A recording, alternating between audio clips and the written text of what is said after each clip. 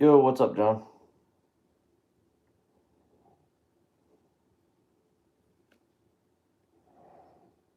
Everybody's filing in quick today. I like that. What's up, George?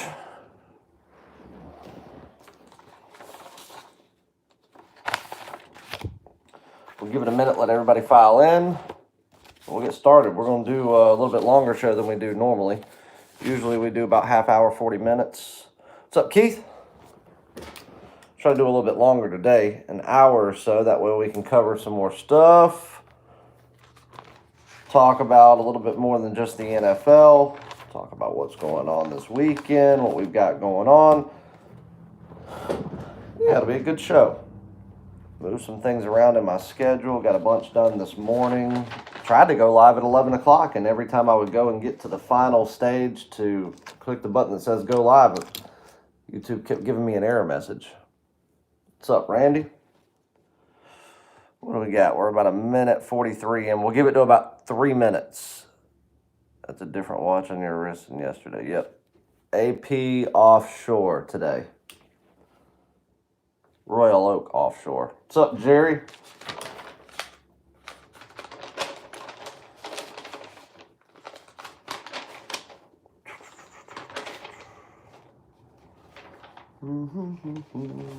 Give it about another 45 seconds. We'll get started.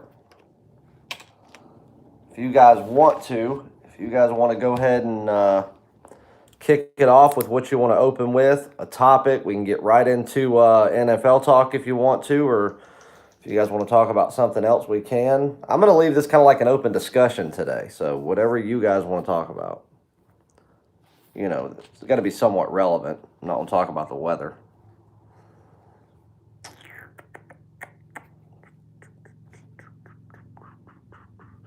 All right, let's kick it off. What you guys want to start with? You want to start with NFL talk, or you want to do something else, and we can come to that later in the show, there'll be a lot more people on here then. I'm sure they would appreciate it, but is it over for Houston and MLB? Mattress Mac, the Houston Gambler. Do I think that it's over for them? No, I do not. Now, is that saying that the Astros are going to win the World Series? It's going to be tough. It's going to be an uphill climb for sure. The thing is, last night's game isn't the one that surprised me as much as game one. If I would have picked anybody between Verlander and Cole to drop a game, I would have had to say Verlander. And what makes me mad is that I see all these comments online going, oh, Verlander's old, he's washed up, he's a scrub, he's this. Give me a break, dude. The guy's more strikeouts than any other pitcher in the playoffs in MLB history. He's still a Cy Young contender year in and year out. I don't care what anybody says. Justin Verlander didn't do bad last night. The Nationals are just flat out on fire. I mean, their bats are hot.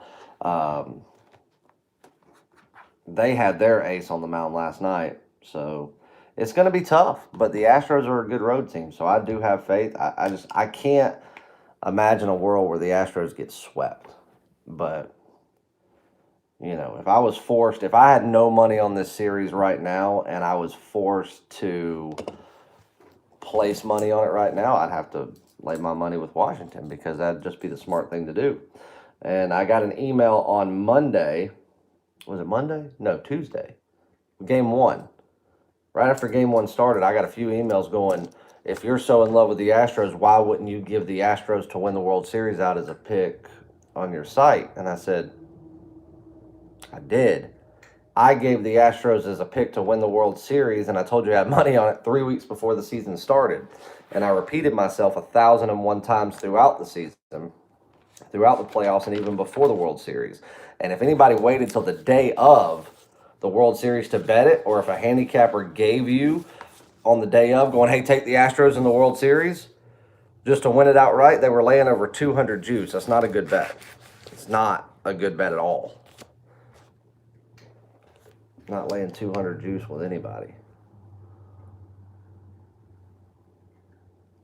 Oh yeah. Well, I don't know if he's sweating. That dude's like a furniture mogul. Not to mention he's made a lot of money this year betting on Houston. As have I, but not to his caliber. He's made millions of dollars betting them this year. So, you know, they could get swept and it's not like he's lost money this year. All right, let's get into it. What else? Another topic you guys want to talk about? Or Brees coming back this weekend, Saints versus Cardinals pick. Here's the thing: is Brees coming back this weekend? I know that there's talk of it and everything, but he's still questionable. There is no report out there that has been confirmed by the New Orleans Saints or by Drew Brees himself that he will play. So, I'm not.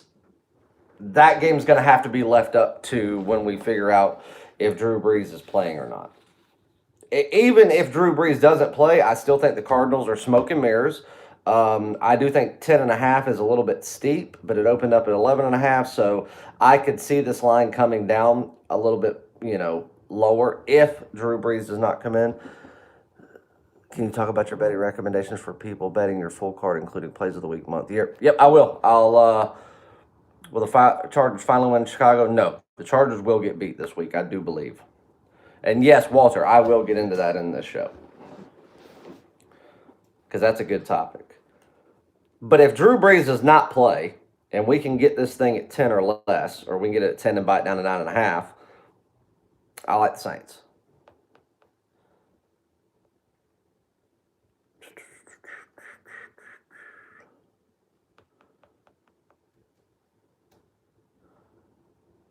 Bears QB plays Pop Warner. That's what he was brought there to do.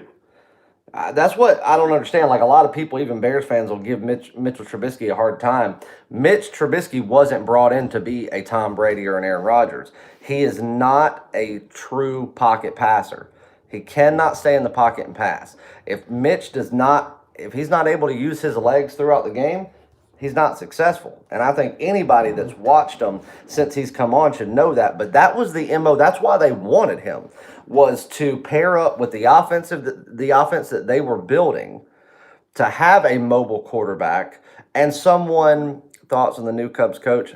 I predicted that back in early August that Joe Madden would get fired. He would go to the Angels, and that David Ross would be the new manager, and that Joe Madden will end up getting Garrett Cole next year, coming to Anaheim. We'll get into that in a second. But Trubisky, he's got to feel comfortable. He does. He's got to be able to get out of the pocket a little bit, and his offensive line's not doing it for him. The defense is underwhelming at this point. But if they can go back to the style that they were playing last year, they have the pieces. They just haven't played their game. If they do that, Mitch will look like a stud again. Mention leveraging losses in another video. If you go a few days down, do you recommend upping unit size, not necessarily margin system?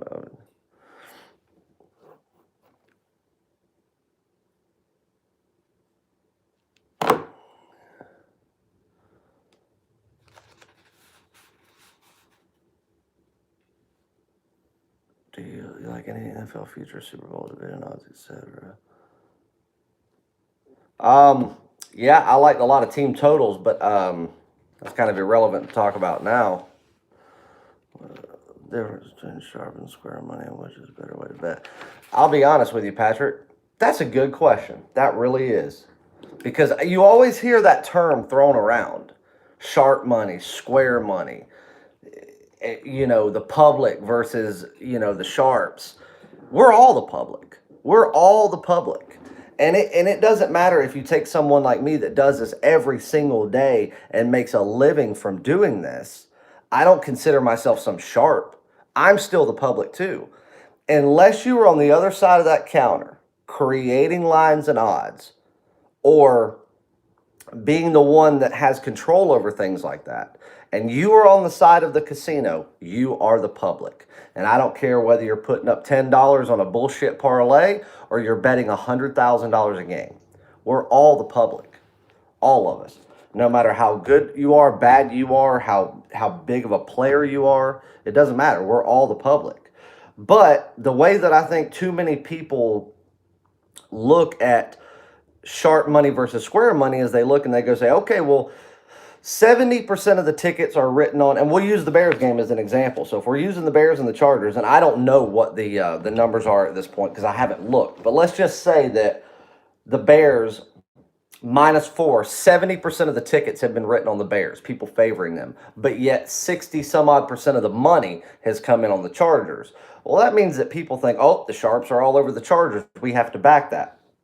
Guys, Sharps are not right any more time than the public. And the public, that's what people have to realize. If you look at public bets, big public bets, which let's find one for this week, I would say that a big public bet would be the Patriots. At home, who cares if they just played Monday night? The Browns have shit the bed this year. New England is by far the best team in the NFL, and they're laying under 2 touchdowns at home. I would say that would be a public bet. Just as many games like that win as they do lose. It's all how you yourself bet them. How many games do you win? Do you lose? And how do you leverage your money when you do so? So I don't like the term sharps and squares. Anybody can be a sharp. I consider myself sharp-minded when I do this because of the fact that I can make a living doing this. And I've worked very hard to get to where I'm at. And it took a lot of years. It took a lot of time, a lot of effort, a lot of studying, and it still does. I can't just wake up and look at lines and pick the games and move on. I mean, I have to study the shit. I know more than the general public knows. Yeah, and I agree with you. I would think that 90% of the Vikings, the public will be on the Vikings tonight too. But let's both be honest with ourselves. This question might come across the best or not, but when you buy down from 14 to 13, what makes you not buy down from 13.5 to 13 and to 12.5? I always do it on numbers that are most likely for it to land on, if that makes sense to you. So what are the most common numbers in football that things can land on? A team most commonly would win by 3, 6, 7, 10, 14, 13, 20, 21, 28, things like that. So when we get into those situations where it's, 3, those numbers, I'm going to buy down a half point. That way, if it does land on that, we won. We didn't push. And then if we're a half point higher than that or lower than that, considering if we're going to take points, I always buy up to give the option to push and or win. So, but if it lands on 12.5, I'm not buying anything up or down because the game can't land on 12.5. And if you look at the statistics of what games land on, 12 is a very unlikely number. So if you're going to lose it by 12, you're probably going to lose it by more than 12. Does that make sense? And then, Patrick, what you were saying about with the Vikings, yes, I do believe that 90% of the public will be on the Vikings. A lot of the public already is, but let's not kid ourselves. Why wouldn't they be? What have the Redskins done to say that they can hang with a team like the Vikings? Nothing. Now, do I think the Vikings are a hair bit overrated? I sure do. Do I think that they should be 16.5 point favorites? No, I do not. To be honest with you, I don't think they should have opened as 14 point favorites. But there's Vegas right there coming in with that number, that 14, that comfortable number. Oh, it's only 2 touchdowns. It's only 2 touchdowns. Knowing that the money is going to drive that number up. They don't have to drive it up. The money will do it for them. So if I was forced to bet the side of that game, I'd take the Vikings too. I mean, there's no stat you can pull that would make you want to take the Redskins. As I've said before, I think the Redskins might actually be the worst team in the NFL. They're definitely the worst coached. Well, I say the worst coached. They had the worst coaching situation going on. They're trying to alleviate that. I think Houston's the worst coached team. Vegas would nut on themselves if Astros lose. Oh, yes, they would. But that's the thing. After game 1, you hedge a bet, and you're comfortable. And the thing is, guys, I can lose this World Series. I could lose every game of this World Series and bet on every single one of them. And guess what? I still made money in the postseason. My clients still made plenty of money in the postseason. And if you roll the regular season into it, we cleaned up, as we do every MLB season. And that's the mindset I have. It's not like, fuck, we just lost the World Series. We just lost this amount of money. Because I don't touch this money. It gets reinvested back, and at the end of a season, I look and go, okay, we won this many games, we lost this many games. that's for my own peace of mind, just for bragging rights. Thanks for bringing that up because most handicappers say you should only buy up or down 3, 4, 7, sometimes 10. Well, and I get why they say that because they say that once you get into double digits, you shouldn't be laying double digits anyway, so don't risk, paying 10% more juice or something like that. But listen, if the stats are there to lay double digits, give yourself the best opportunity to win, and at the very least, push, because a push is better than a loss any day of the week. So, now that we got that out of the way, well, somebody asked me something a minute ago. I said I was going to answer. Oh, the David Ross situation. Are any books you recommend for handicapping? As far as online, if you're talking about, the only one that I deal with anymore is Five Dimes. I used to do Bovada. I hate Bovada. I think they suck. I think their customer service is awful. I think they try to do anything they can not to pay you and pay you in a timely fashion. But it's just me. Maybe other people have experience. Bet DSI no longer allows me to bet there, so Five Dimes it is for me when I use an online book. So David Ross, what do I think about David Ross? Well, all of you guys know my love for the Chicago Cubs, and I love David Ross. I loved him as a player. I think he was a great veteran leader on that team. Do I think that he needs to be manager? Eventually. Do I think this was the perfect decision right now to put him as manager? No, because he's only a couple of years out of the dugout. I think he needed some more outside of the dugout time. Have you heard of GT Bets? And if you have, what's your opinion? I've heard of them, never used them, so don't have a true opinion on them. I think David Ross needed a little bit more time outside of the dugout, and then when he came back in, I think that he needed to get into a coaching role. It will be interesting to see the rest of the coaching staff. I think that he needed to come in as some sort of a like a player's coach, like whether it be infielding, whether he did some sort of strength and conditioning, got involved in the scouting process, got involved with farm systems, things like that for a few years, come up as as the assistant or something like that. And then after 4 or 5 years, yes, he would have been the perfect managerial candidate. And because he was on that World Series team and he was so beloved, that's a long-term job for him. Chicago's not going to turn their back on him quickly. What do you think of FanDuel book? I've actually, is it FanDuel up there or DraftKings? Whichever one's in Jersey at the Meadowlands. I think that's FanDuel. That's a great book, other than their TVs don't work worth a shit. But have not used the online service. Like I said, the only online services, I use PointsBet from time to time. They're really good. But on a normal basis, a regular basis, I'm a Five Dimes guy. And I'm my bookie for NASCAR if I have to bet NASCAR online.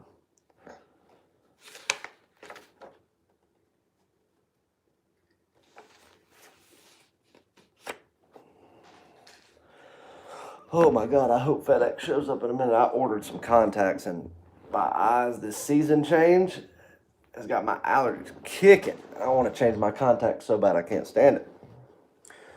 You think Girardi is a good fit in Philly? I am just happy he's not in Chicago. I think he's a good fit anywhere other than the north side. But no, Girardi's not a bad guy. I was never a fan of Girardi. And then, you go and get affiliated with the Yankees organization, and it's like, ugh. I'll tell you this. Do I think he's a good fit for Philly? Yes and no. I think that he is a better fit for a team like Philly than he would have been for a team like Chicago. Philly fans are kind of just sitting in limbo right now.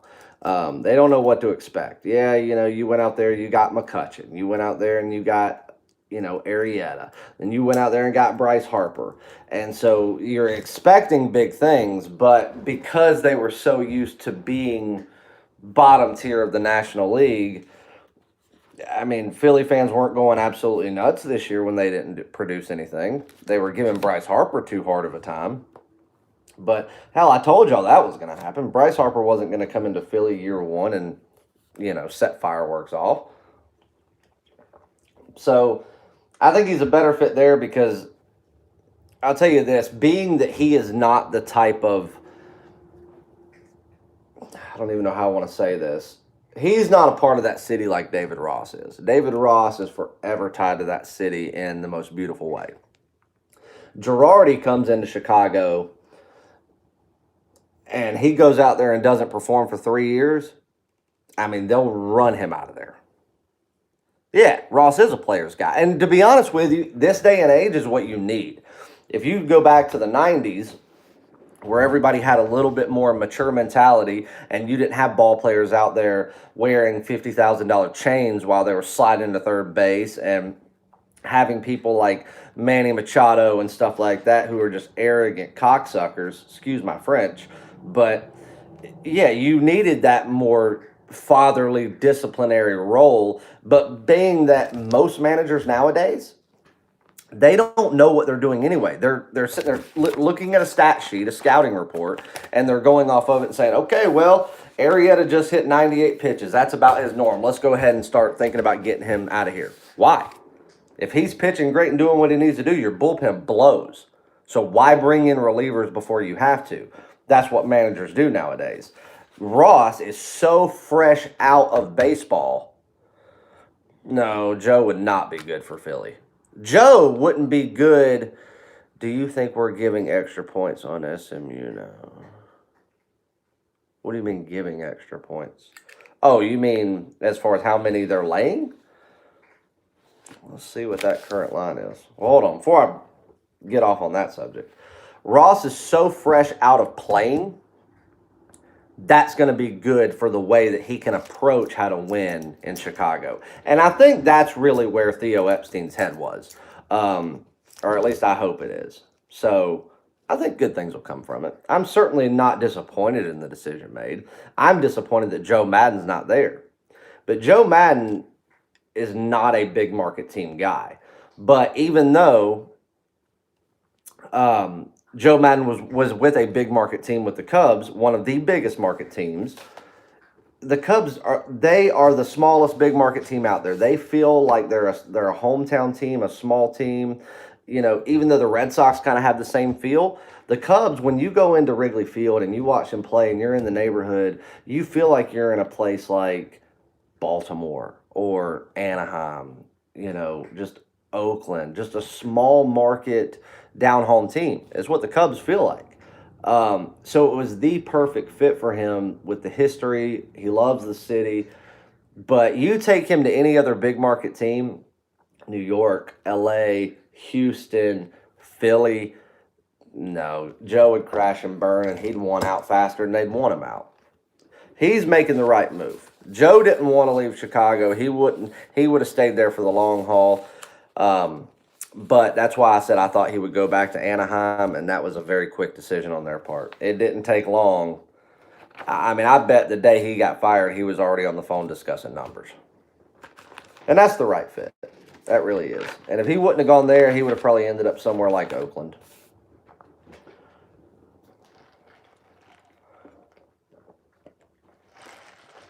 Steven, I still think the Astros can do it too, but they've got to win Game 3. They have to. They drop Game 3, they're done. They are absolutely done. Because at that point, the Nationals can deplete everything they've got in Game 4.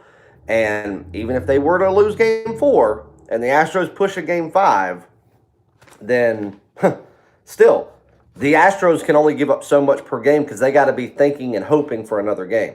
The Astros don't have to think like that. They're like, end it now. If we've got to go get the cleaning crew out here to take reps, let's do it.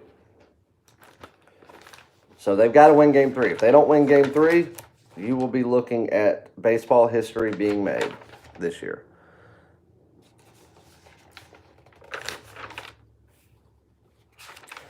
All right, so let's go to Walter's question. Walter, if you don't mind, and I hate to ask you to do this, can you throw that question back up just so I know that I'm answering it the way that I should and I'm touching on everything you wanted to ask?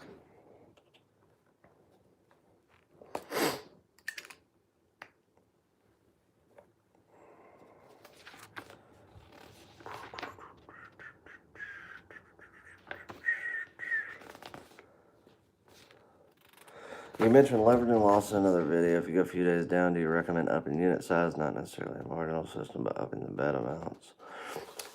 Well, no, I don't. And here's why. Because if you follow the way that I do things, which, I know you do, but if anybody comes to me new, I tell them. And I'm strict about it too. And there are people that'll attest to this. If you don't follow the way I say to bet, which you flat bet every premium play, and I recommend playing whatever your one unit is. So if that's $100, if it's $1,000, if it's $500, if it's $100,000, whatever, bet your one unit. Might be $300. I don't know what your one unit is because I don't know what your bankroll is. You flat bet your one unit per premium play across the board always. Then you will go and you will do, some people do 2 units on a top play, a daily top play. Some go to 3 like myself. And then when you get into a play of the week, we typically go 4. Play of the month, you'll go 5. Play of the year, you're between 8 and 10. But that's all going to depend on your bankroll at that time. How much, like how long have you been with me? How much money have you made since you started before you came to this play of the year? Things like that. The reason that I don't up the bet amounts is because we're going to up the bet amounts anyway over time. So if you're with me for a year, you're with me for 1 year, and you've been with me for, let's say, 6 months, and you started out and you were betting $1,000 a game. We're going to go out there and we're going to start, and we're going to be 6 months in. You and I are going to have a conversation because most of my customers can attest to this. If you're on a 1-year all access pass with me, you and I talk on the phone. Maybe not every day, maybe not every week, but we talk.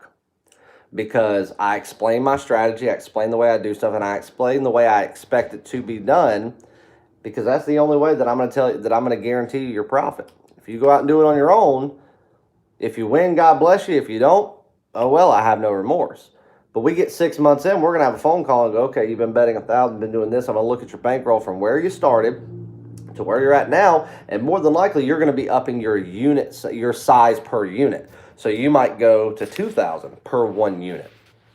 That way, when you do go and have those losing days, you're not going to have to say, all right, well, instead of betting my normal 1 unit of $1,000, I need to start betting $1,500, $2,000 a game right now to leverage and try to get that back. No, it'll all come back. It's a long-term game. When you lose, whether it be a day, a week, a month, when and wherever you lose, it will come back as long as you, in 2 years, you have tripled my unit bets for. John, all right, so John Brady's a long-term customer of mine. John, tell the people what you started at when you first came to me, what your typical 1 unit was, and now what you're betting per game, daily. John's been with me for almost 2 years now. And he bets exactly the way I say. But you don't have to leverage and up your bets because your unit size is going to grow over time anyway. And all you do is stay the course. Losing is going to happen. It is. It's just like the stock market. If anybody does the stock market, if I have, like, example, 10K to invest, how many dollars do I need to put in for 7 units? All right, well, if this was me, and again, this has got to be up to you. You say you have a $10,000 bankroll, okay? Your unit size needs to be higher than $100. So you do 1 dime on premium. How much on a top play and game of the week? I do 3 dimes on a daily top play, and I do 5 dimes on a play of the week. That's what I personally do. So, John, I didn't even see what you said. It disappeared, but hopefully everybody else did. I know what you do. I was just telling you to put it there so they could see it. So what was that? Oh, okay. So if you have a $10,000 bankroll, let's do the math here. And you want 7 units, which I think is too much to bet. Are you betting that on a regular basis? 7 units? And here's my question before I start into this. Why 7 units? Where's that number coming from? Are you betting a unit system? Is somebody telling you to bet a unit system? The only reason I'm using the word unit is so the general public understands it. I think a unit system is a death trap and the worst thing you can do to a bankroll. That's why, yes, I have different amounts that I bet, but on those that's why I rate my games what they are. And on every type of game that's rated that, I've flat betted across the board, no questions asked, whether I'm winning 50 in a row or losing. Yeah, Walter knows. I mean, hell, he's been with me for a long time. Where'd that guy go? That's 7 units. I'll give you your numbers, man. I just want to know why the 7 units. Where's the 7 units coming from? Because that sounds to me, oh, I mean, like if I buy your package, how much do I need to invest not to risk losing? Well, get that out of your head because you're going to lose something. Not long term. You'll make money long term. But there's gonna be days, there's gonna be weeks, you're gonna lose. It's just, there's no way around it. But what you should feel comfortable with is that, I think everybody knows I can't stand losing. But when I lose, it does nothing more than motivate me to work harder the next day to ensure it doesn't happen again. And guess what? There's gonna be days where it does happen again. Yes, absolutely, Patrick. Best thing to do, Patrick, is send me an email, chase@chasewins.com. Give me your phone number. Don't put it in here because then God knows what can happen. And John will tell you, I talk to John on the phone 2 to 3 times a week. And we're always talking bankroll strategies. So, Patrick, send me an email. And John will tell you, he started out as a small-time bettor. He was a small bettor. And now he's betting well above the public average. Like he bets probably 3-4 times more than the average, normal, everyday bettor. Because the thing is, he plays smart. He could play more per game than he does. I tell him not to because we play volume too. We are volume players. I'm not a one game every other day type guy. And, the people... How much do you put as your top player of the day if you were to buy a package and have $10K just to invest? Need some advice. All right. So for you, what I would tell you to do, and again, this is your money, but you're going to start out with $10K. All right. I'm going to assume that's $10K after you buy a year package from me. All right. So let's say that you bought well, let's not even say that. Let's say you bought a month package. Let's say you bought a month package. You spent $400. You got a $10,000 bankroll, and you want to get started. So we're going to have premiums, daily top plays of the week, and you're going to get at least one play of the month in something. Maybe a play of the year, but we're not going to get on that because that's a rarity. So your premium plays, what I would do if I were you with a $10,000 bankroll, and that's saying you have $10,000 that you can risk and lose. That's what I'm saying. Not $10,000 before you buy a package or, after you sign up and make a deposit here and there. Now you have $10,000. Okay? $10,000. I want your premiums to be $200 a pop, not $1 more. And that's to risk $200. Or risk to win. So on a typical NBA game, NFL game, NCAA game, you were going to put up $220 on a normal juice bet to win 200. Sometimes you might have to put up a little bit more, depending on if you're buying a point or something like that. But normal would be $220 to win 200. Now you're probably thinking that's ridiculous. I have $10,000. Well, you won't have $10,000 very long if you start right off the rip going nickel and diamond shit. So your daily top plays at 200, you're going to up that to 300 to start out. So you're going to bet typically $330 to win 300. Your plays of the week, you're going $550 to win 500. Your plays of the month, now this is going to depend on what you've done in the times that you started with. So let's say that you're in it for 3 weeks. You're up $2,000. All right? You come to me. Now your normal leverage would be go from 500, your risk for play of the week, to 750 or 700 because you want to keep it an even number. But that's where you can call me and say, okay, I've got your play of the month. I have made $2,000. I still have my $10,000 bankroll. I've reinvested my $2,000. Patrick, betting volume means I don't bet just one game. We play games. Some days we might have as many as 5 or 6.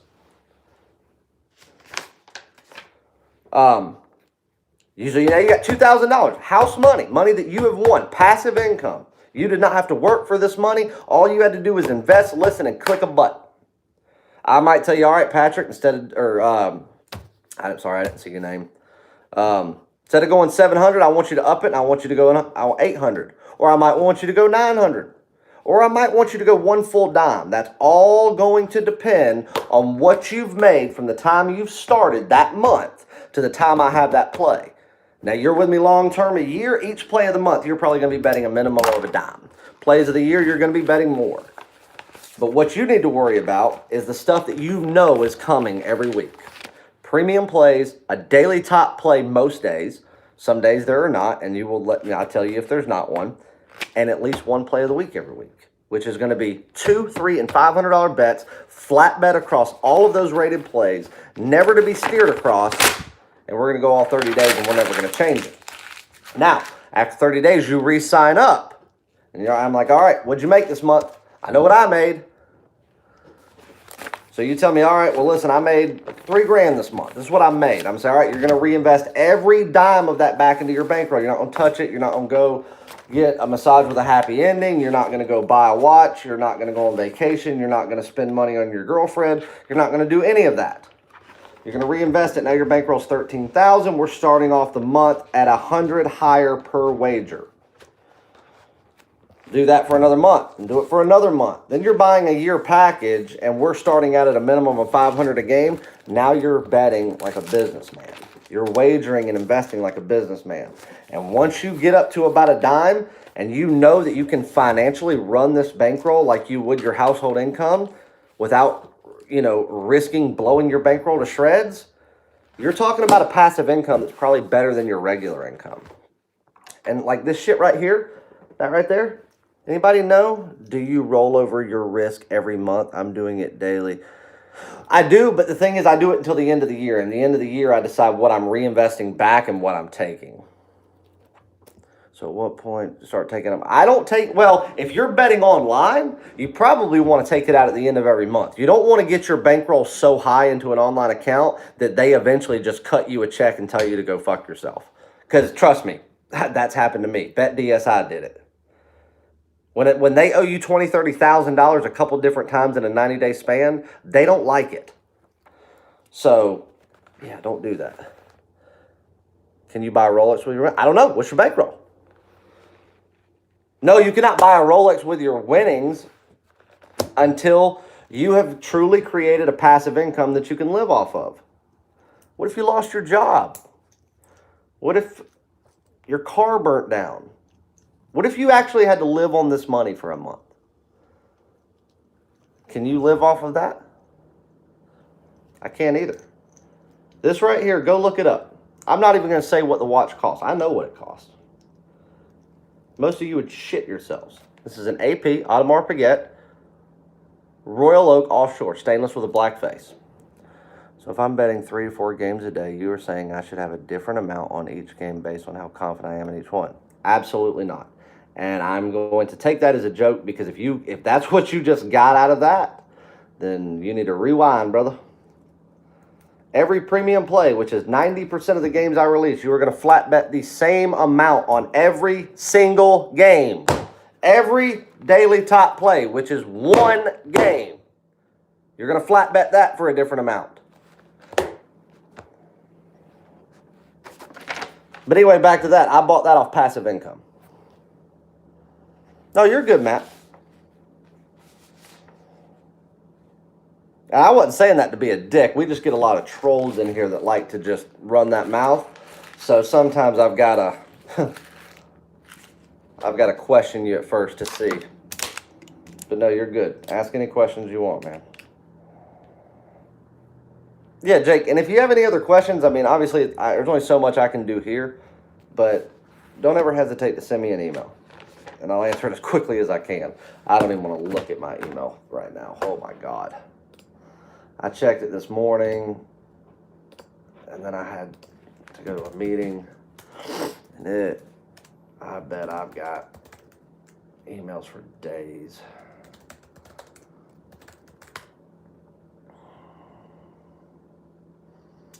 Let's see. Jesus Christ.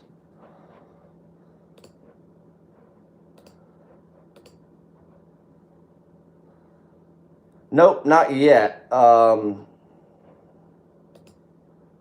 Hadn't really done a free play yet. We did talk about one game. There you go, Broncos versus Colts. I don't know how the Broncos are going to score on the Colts if the Colts keep playing the way they're playing. Do you change betting strategy during a down period, like number of bets? Should I split that 10K up into 2 different offshore accounts? That actually is a very good idea and a good question. So let's touch on that for a minute. What do we do if we're laying paycheck to paycheck? Can I borrow a bankroll? Yeah, I'm not going to even take that question seriously. I'm sure we can guess who that is.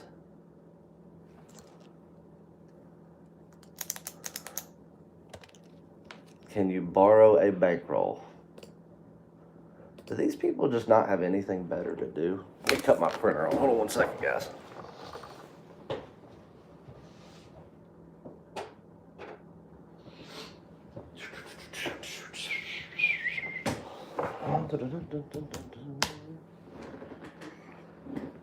So, splitting bankrolls in between offshore accounts. If you've got an even number like 10,000, 20,000, 30,000, yes, split them.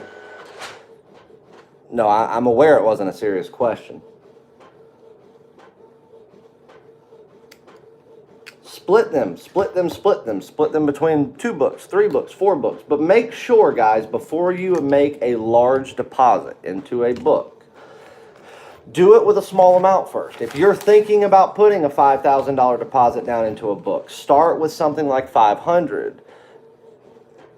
Just go rob a few liquor stores. If you get away with it, you'll have a bankroll. Yeah, go call Montel Williams Loan Company. They will give you some money.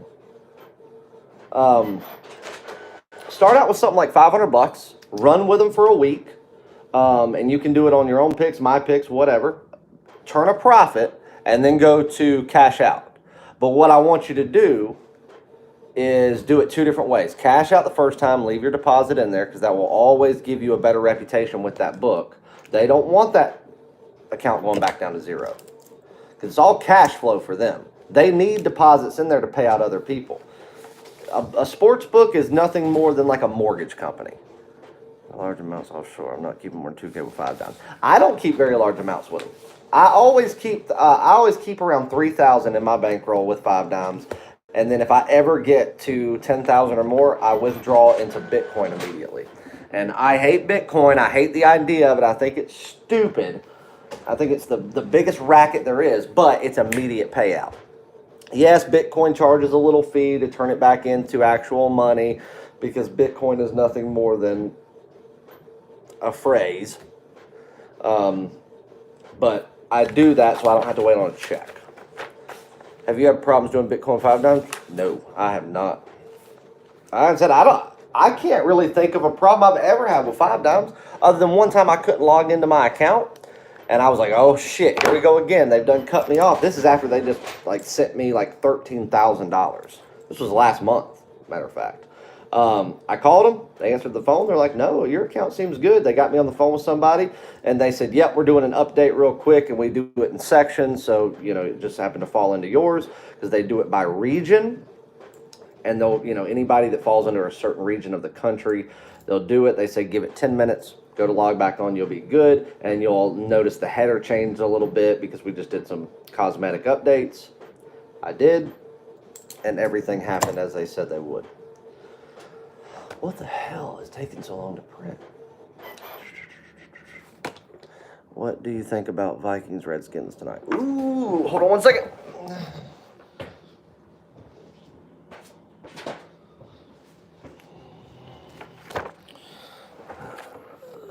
So if they pay you in Bitcoin, how does it turn into cash? So Patrick, the way that works is, so you go to Bitcoin, right? And you buy Bitcoin with your money, okay? You merge your bank account with Bitcoin, right? And you say, okay, I want to buy X amount of Bitcoin. You want to turn it into the equivalent of $500, okay? You buy that. I'd like to mass withdrawals as much as possible. Yeah, always do. So you buy that amount. Now you've got Bitcoin. You've got fake, non-existent fucking monopoly fairy dust. Okay? You've got that. Now you log on, you do a Bitcoin account with 5 dimes, and then you go out there and you play, and it goes from 500 to 10,000. Okay? Now you go to withdraw. Well, they're just going to put it right back in your Bitcoin account, whatever you want to withdraw. Then when you go to, obviously to turn that back into there, you would want to take your Bitcoin and deposit it into your bank account. Well, Bitcoin doesn't go into bank accounts. It has to go as legal U.S. currency, or whatever currency for the country that you live in.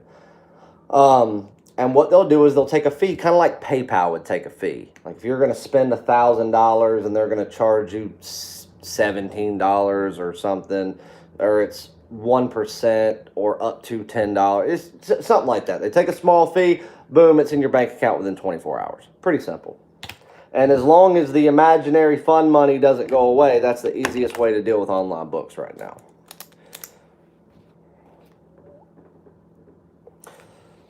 I don't trust these offshore companies. I have local bookie.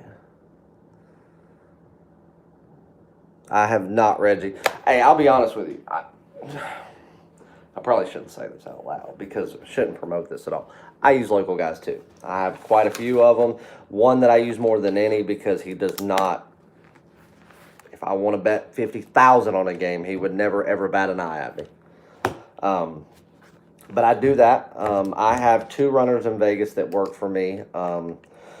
Work for me on other stuff that I own, but they also do that for me. And one of them lives in Arizona, one of them lives in Vegas, but the one that lives in Arizona is just across the line. I've got one just outside of Atlantic City, and then one that lives really close to Delaware.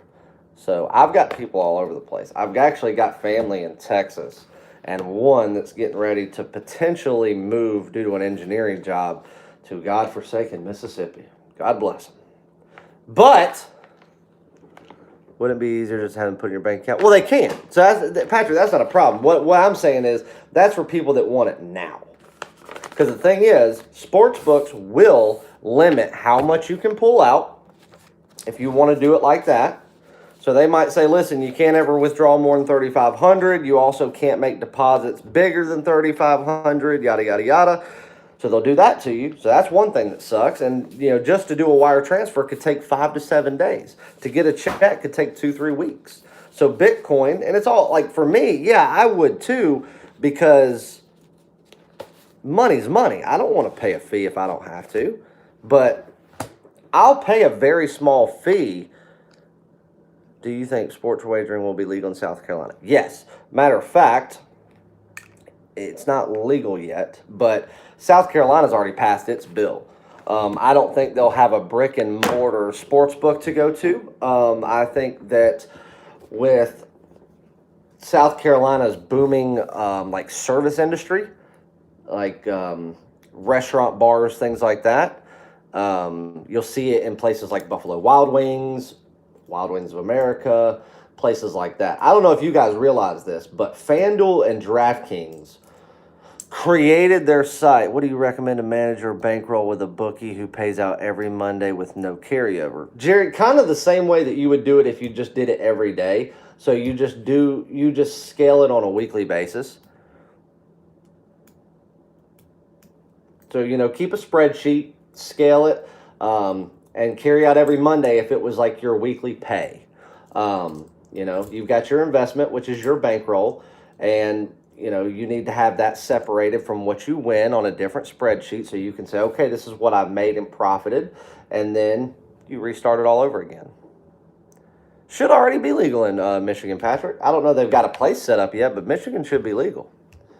Because I've already heard talks about them, about the sports book or the casinos in Detroit having sports books.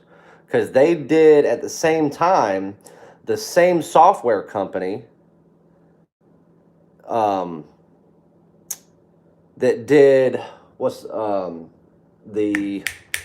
I love this casino too in St. Louis, the Lumiere Casino, the ones that are coming in and doing all the software for what's going to be their sports book at Lumiere Casino.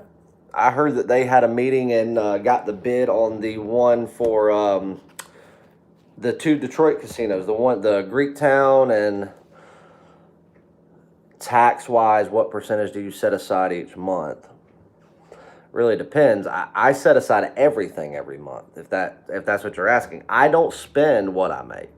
I reinvest it back into it, and then at the end of the year, I decide Okay, if I started out with X amount of dollars and this is what I ended up with, take a percentage of it, reinvest permanently, the rest, then that'll be it. But the thing is, I have bank accounts in Nevada, so I don't really have to worry about taxes on that portion of it. It's just if I want to transfer it to another state or let it sit there. But a lot of times it'll go into an IRA or some type of account like that where I really don't have to worry about it. As far as my other businesses that are all on the East Coast and in the Midwest, taxes could be 40% or better. So usually I would set aside 40% on any business transaction that I make money on.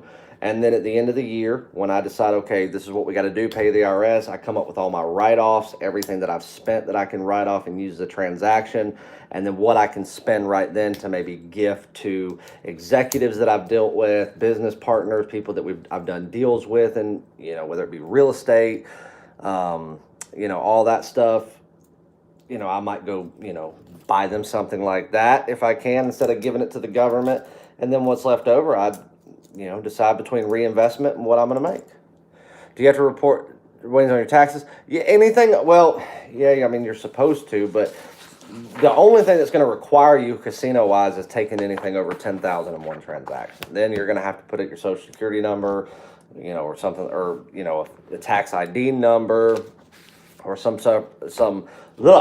sort of EIN number, like your employment identification number if you own a company, something like that.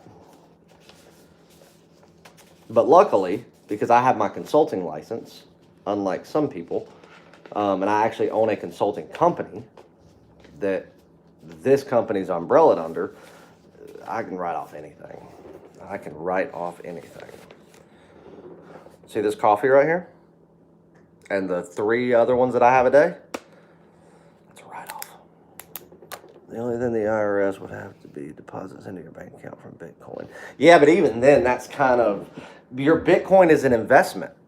So when you do like a charitable donation or when you do an investment into, let's say like the stock market or something like that, there's a gray area with taxes there because you're fueling the economy that they're trying to build off of your taxes. So there's a gray area there. So if you're worried about stuff like that, the best thing I can tell you, man, and listen, I've got a master's in finance, just get yourself a really good CPA. They won't yet until Bitcoin's on the verge of just plummeting. Right now, Bitcoin's robbing Peter to pay Paul because people are still buying Bitcoin. Hot real estate rental markets. Philadelphia, believe it or not, St. Louis, Detroit is becoming huge in rentals right now. You can't even buy investment properties in Detroit right now for a decent price. Charlotte, Atlanta. Florida's always fairly big because you've got transplants that'll come down from the Midwest and Northeast and rent before they decide if they want to stay there forever, and you've got retirees. No Cali or New York tenant nightmare, yeah. New York's a good rental spot. It's just it's hard to make money there. California sucks with everything. Taxes, emissions, weirdos, and that's where a lot of my mother's side of the family's from. Like, I love the Los Angeles area. I love, Beverly Hills area, like Encino, places like that. But I just don't know that I could live there permanently and have to deal with all their BS. Not when it's time to evict. Yeah, New York's got weird laws just like Chicago is, like where you have to give them a 30-day notice, and if you don't do it properly, they can get like 90 more days by, New York or Illinois state law. It's stupid. But you're going to get that in any major metropolis.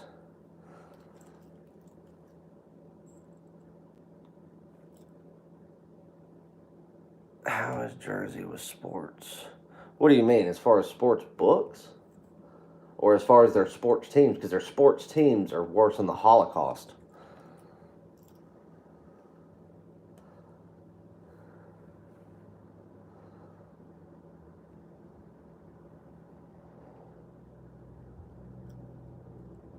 What? You asked. I just want to know what you're talking about.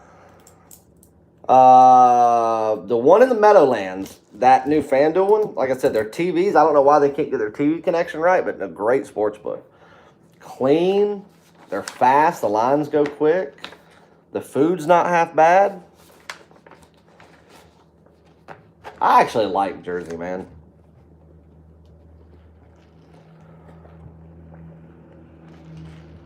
I like Jersey. I like Philly. I was just looking at a property in Center City the other day. When do you think online gambling will be available in Chicago? Well, are you saying online is like going into a restaurant, you know, on the north side somewhere and being able to punch in the tablet? Or are you saying like get on the internet and bet?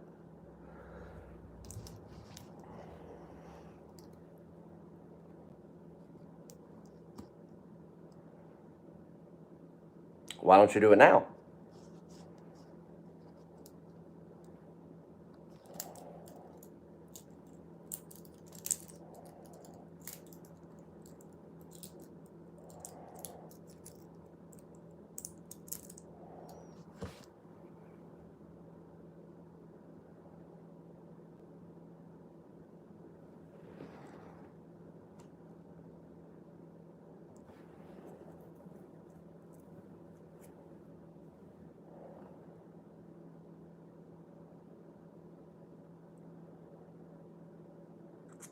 Chuck, any stock recommendations? Yeah, stay away from stocks. I bet stocks or I invest in stocks because I've got a stockbroker that does it for me, but that is my smallest investment that I make. In the city of Chicago, yes, they are going to put a ban on where you're not supposed to do online gambling, but dude, it's the internet. I mean, here's the thing. Let's rewind a year ago, and all of us were betting offshore. You think that's legal? If they really wanted to get down into the meat and potatoes of everything, it was all illegal. Most of it still is. It's too much work to expose it all when a lot of these offshore books. Should we go invest with Grant Cardone at Cardone Capital? It's actually probably not a bad idea, to be honest with you. If I want to bet FanDuel Sportsbook, I have to drive to PA. That sucks. But you know what FanDuel's going to do? I got off this subject earlier. Their goal, when they started those fantasy sites to be able to build the traffic. Why does Bitcoin fluctuate so much? My wife and I are going to a party store once a week to play lottery numbers, and they have Bitcoin machine. It's dependent on it's stock market, man. Bitcoin is nothing more than a stock. It's nothing. It's nothing. Remember the Wolf of Wall Street where he said it's nothing, it's fairy dust, it's a figment of your imagination. That's Bitcoin, as are most stocks. Bitcoin is nothing more. Look, you know what Bitcoin's worth? I'm going to create something, okay? I'm going to create a new currency, okay? Right now.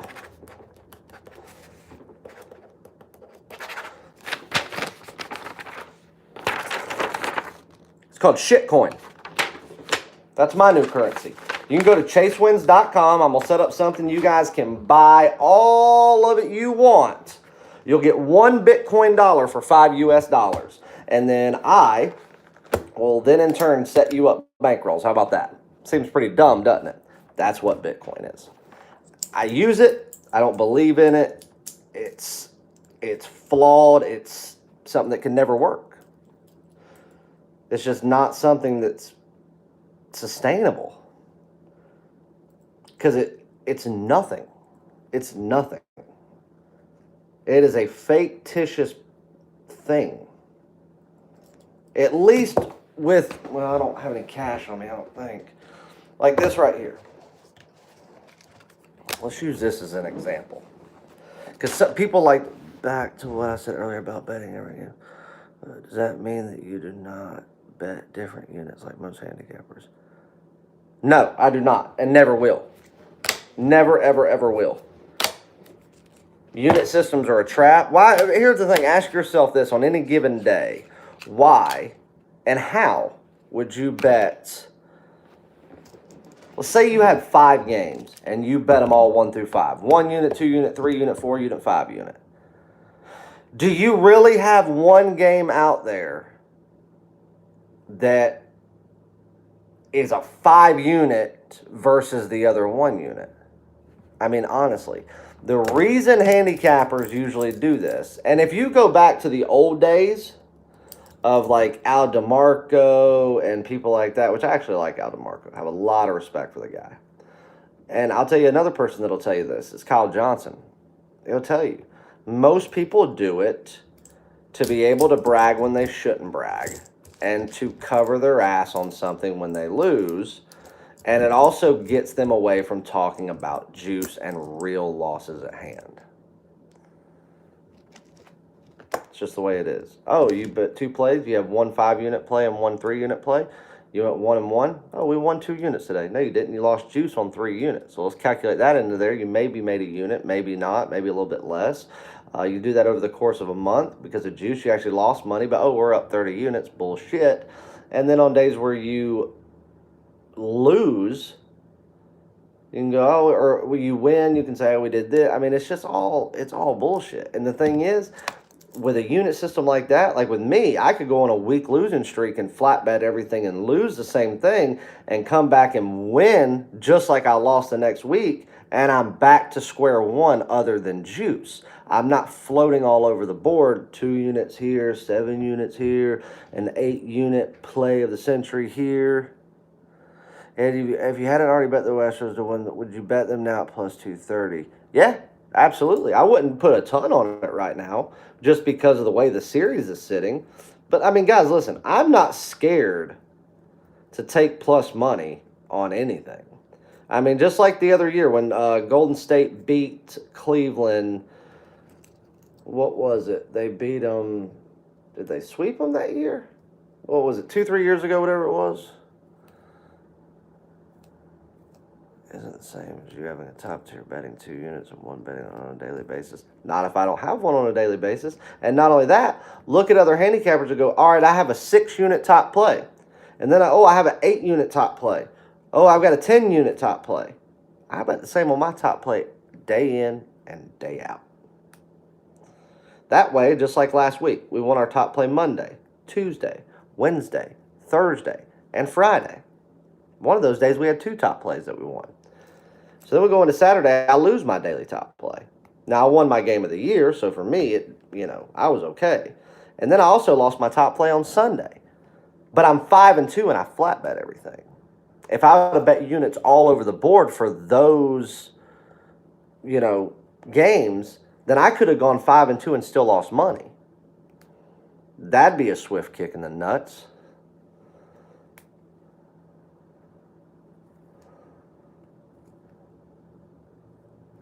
What else we got? Ooh, I hear FedEx. Hey, guys, probably going to get mad at me. One of my haters is probably going to talk shit for this, but I'm going to leave you guys here by yourself for about a minute and a half. I just heard FedEx pull up. I'm going to get my contacts. I am the type of guy to lay extra juice to win a flat amount of 200. That's what I'm saying. If you missed that in the beginning, that's what I say. When I say that I bet, like if your unit is $100, well then by my system, I expect you to lay $1.10 to win 100 or $1.20 depending on what your book has, what you're betting. I expect that. Don't bet 100 to win 70. We're going to bet to win 100. Bet to win 300. So for me, like every day I put a dime on my premium plays. I'm betting to win a dime on each of those premium plays. All right, we've been going for a little over an hour now. It's going on 1 o'clock. I'm going to go sign for this real quick. And I'll be back in, like I said, a minute. So hang tight. I'll be right back. We'll go about another 10 minutes, answer some more questions, and we'll keep it going. I'm enjoying this. I like that thing. How many units do you recommend us to play on your top tier play of the week, month, etc.? It's all depending on your bankroll. So that right there, you probably started about 5 units on a play of the week, or 4 units, 4. Or 3 if you're doing 2 on a daily top play. We'll get to that in just a second. Keep the comments down. I don't want to miss them. So don't do any comments yet till I get right back.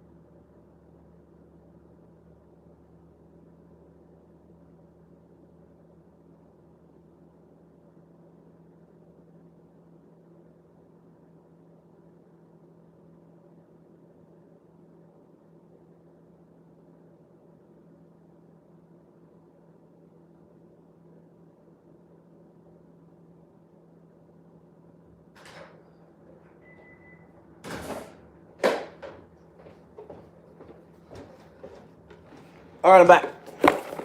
Thank God.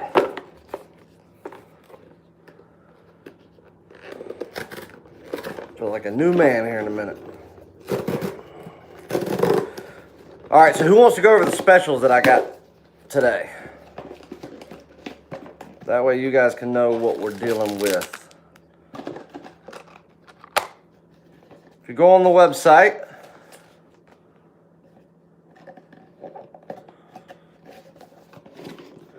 buy the 3-day pass today only. I give you Sunday for free. People seem to like that when I do that. So buy 3 days, get the 4th for free. We're going to do that today. I've got a sale going on to get a full month of plays for $2.99.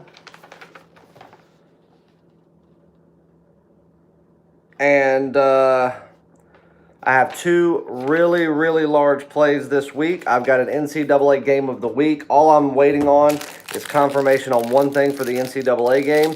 That game should be posted this evening, but you can purchase it now, $50. Win or get 3 days of all plays for free. If you want to purchase it now, that way you'll get an email the second it's released, and you'll be able to bet the line early. And then I have an NFL game of the month that will be posted this evening. It is $100. Win or get 7 days of all plays absolutely free. It is available for purchase now. The write-up and everything will be posted this afternoon. So if you buy it, there won't be anything there yet, but you will get an email the second that it's posted. So I got those going on. The 3 days, get the extra day free. That's today only. And the discount on the month pass. See, a month of plays for $2.99. So that's what we got going on today. So, how about some free plays before we get out of here? Average games to wager on per day. There is no answer I can give for that because don't know how many games will be. There might be two sports games on one day, and there might be 75 on the next day. It's all about value. All right, so let's do 2 free plays. We'll do a free play for today, for something in action for today, and then we'll do something for NFL Sunday. How's that sound? Let's do today first. Look at the notes that I've taken.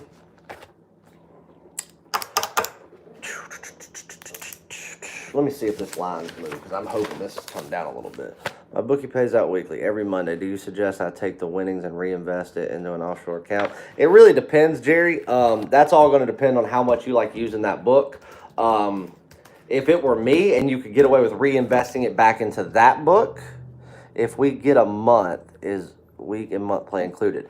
Plays of the week are included in month packages. Plays of the month are not, especially on a discounted one. The only time is this free play on your card. It will be, but it's not yet because I haven't released my card yet. So Jerry, if you can reinvest back into that book, if you like using him, I would do that just to avoid the hassle of dealing with an offshore book. But if you can't or don't want to, then yes, that'd be a good investment to do. Or, I mean, Jerry, you're close, man. You're close. It would probably be beneficial to you to set aside like an investment fund to head to Vegas once a month when I have a play of the month or something and step out, that weekend and just, cash bet everything in Vegas. Arizona will be there soon enough, but just for now. You're not far, so. You can't? Why? Or what are you even talking? We can't what? What are you talking about?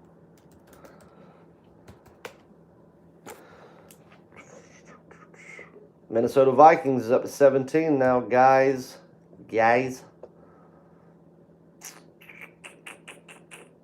Ooh, I tell you what I like. Do local guys pay out with PayPal or in person? I don't know. It depends on your local guy. I've had bookies pay me with PayPal before. Not for extremely large amounts. I've got one bookie that I use in Chicago, and being that I don't live there anymore, he'll wire transfer me money, send me a certified check, do stuff like that. But he actually owns a very, very successful company there, so he'll do it as a business expense. I mean, like he pays me like it was a consulting fee.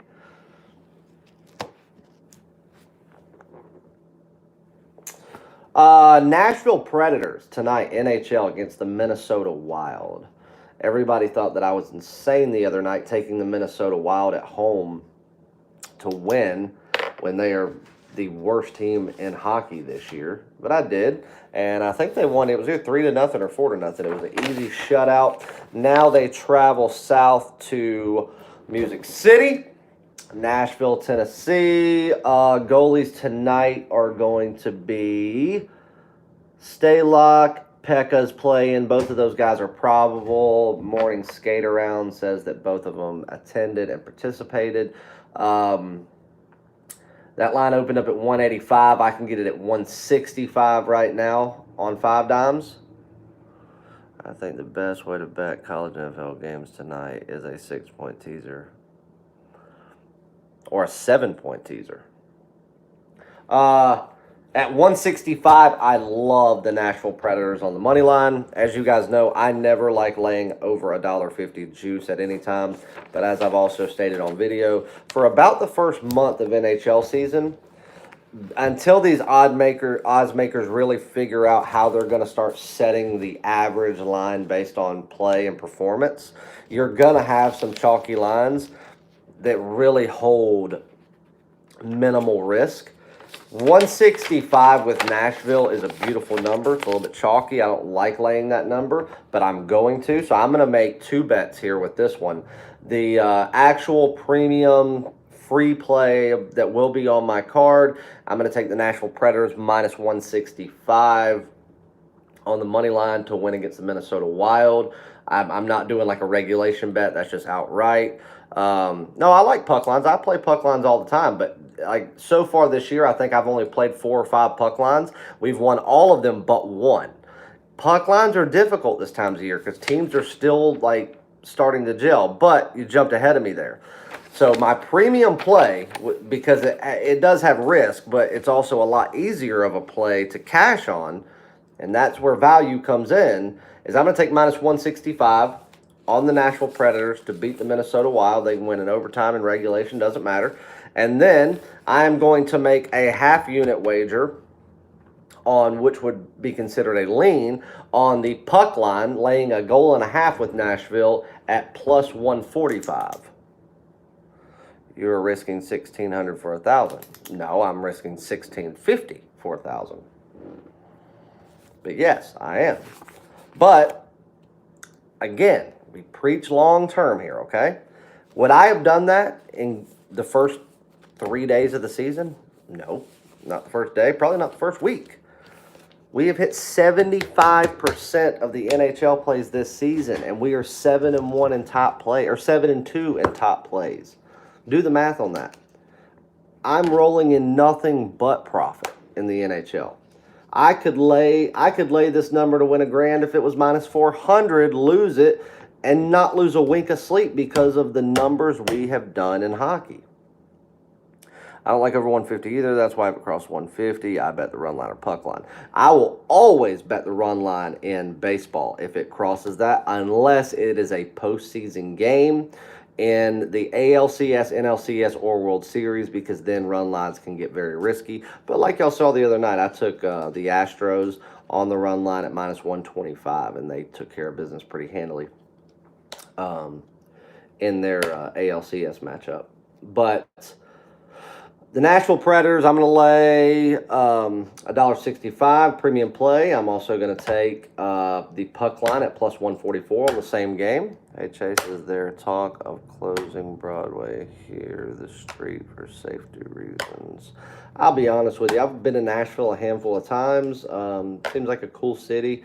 I don't know enough about that Broadway area of Nashville to really have an input. It seems like it would be a dumb idea as far as the city's, like, you know, overall economy. They're like tourism economy. I think that would be pretty stupid. That's almost like saying that you're going to close down Michigan Avenue in Chicago, or, you know, close down Rodeo Drive in Beverly Hills, or Hollywood Boulevard in Hollywood. I mean, or Sunset Boulevard in Hollywood. I mean, it just seems like that's what you're known for. That's where a lot of your commercial success comes in, as far as tourism money, and where people spend their time and get suckered into spending all their money.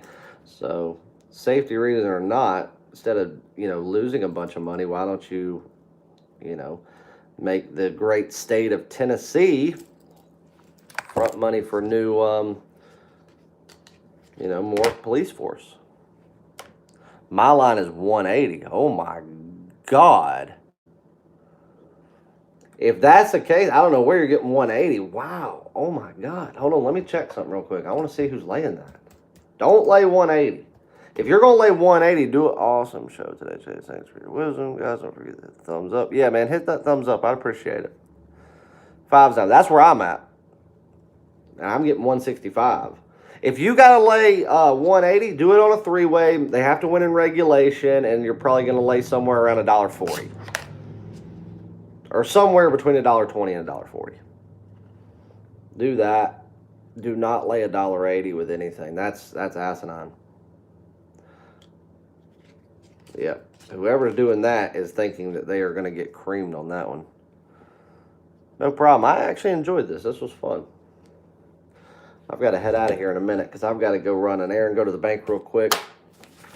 And I have got to go to a quick meeting and then come back, get plays up and everything. So guys, don't forget, by 3 days today on the website, you will get a 4th day for absolutely free. Play of the week in NCAA this week, $50. Play of the month in NFL. Both of them come with a guarantee. If we lose the 3-day or the game of the week, you get 3 free days. I'm on FanDuel, just moved down to 175. Got 3-way for 130. Yep. All right, cool. And if we were to lose a play of the month, you come with 7 free days. So if we were to lose both and you're on both, you're getting 10 free days. So you don't have to send me an email telling me that I'm the worst capper ever, because you're going to get 10 days to get all your money back and then some. So either way, we can win both of these plays, lose both of them, but either way, in the long run, you are going to make money. Yo, dude. Oh, did you say something about sleeping in them? I bought the ones that you can sleep in. These sons of bitches are expensive. Check this out. Ooh. Day and nights. They were like $160-something a box. Because I don't sleep but freaking 2 hours a day anyway. So we're going to try them out. But I'm going to change those right meow.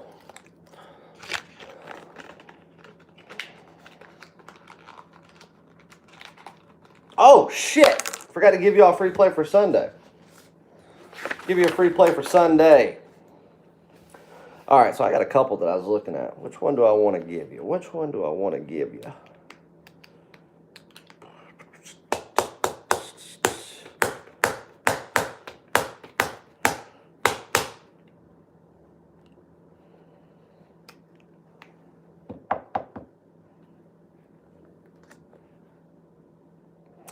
I don't know, man. I like both of these games a lot.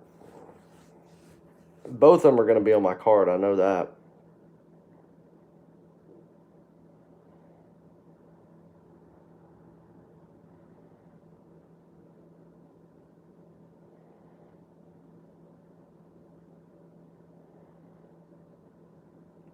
I'm going under 44.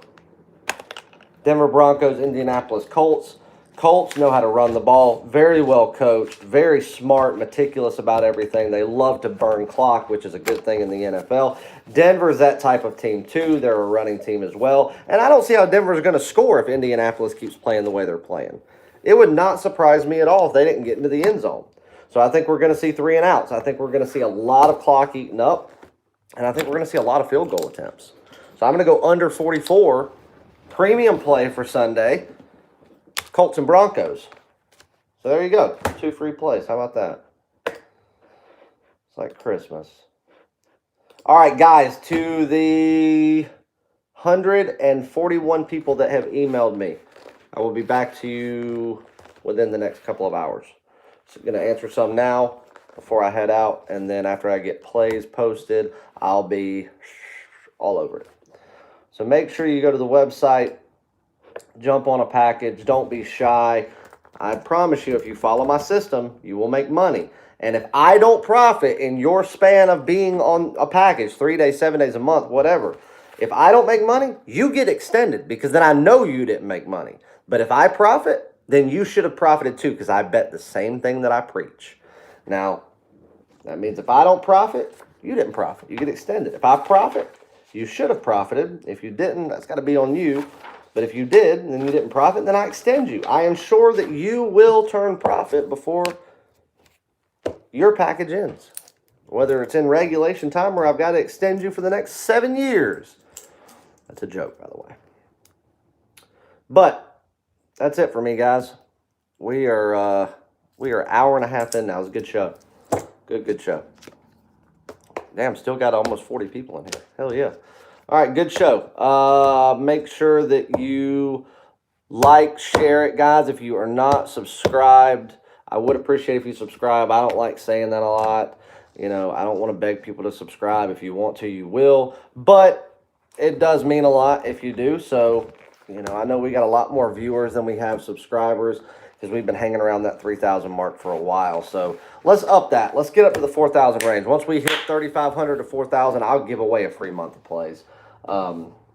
Maybe to a handful of people. So let's do that. Let's do that. Like, subscribe, share it, all that stuff. And then make sure you go jump on a package, get a free day, get a discounted month, and then jump on the big boy plays for this weekend. All right, Patrick. And if you want to discuss that bankroll stuff further, you are welcome to. Shoot me an email, and I will give you a call. Just leave your phone number there. All right, guys. Love you all, and I will see you back for Friday.